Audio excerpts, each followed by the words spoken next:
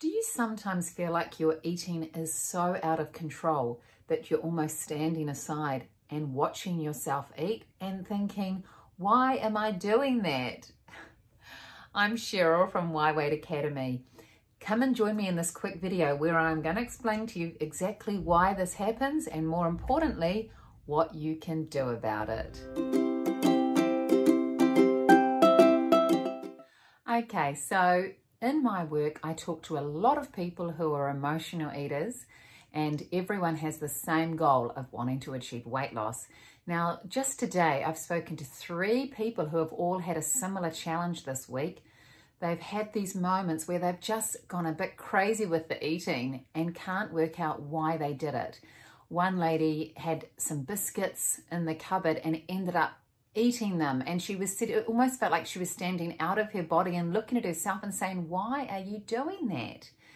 And I think it's really important that when we are doing actions that, first of all, that we know are going against our goal, but secondly, that we're stepping back and saying, why am I doing this? And you don't really understand why this pattern keeps repeating.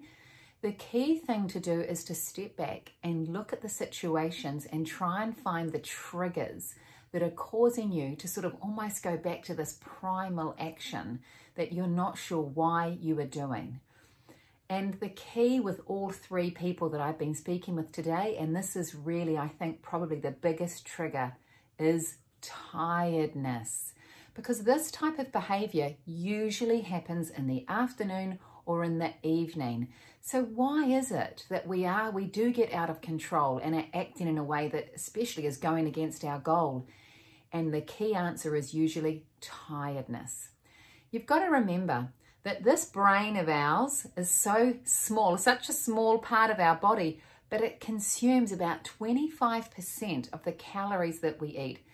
This guy is very energy hungry. Now, if you haven't had enough sleep perhaps, or you're under stress, you've had a really busy day, chances are that by the afternoon and evening, when you're expecting your brain to just carry on and keep working, your brain's tired.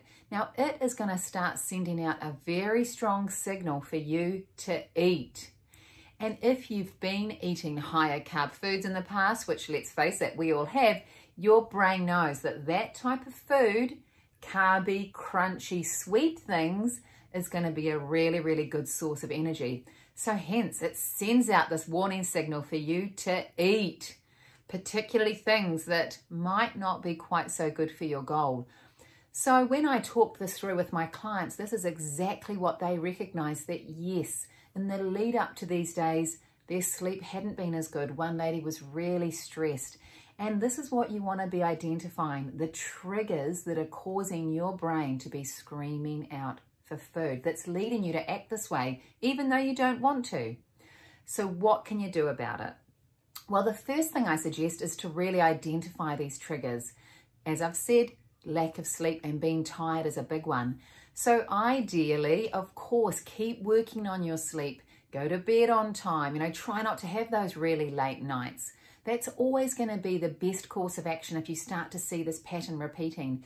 Identify the trigger and do your absolute best to stop this from happening. But of course, we're not always going to be able to get perfect sleep, especially if you've got young kids or you're going through a particularly stressful time at work.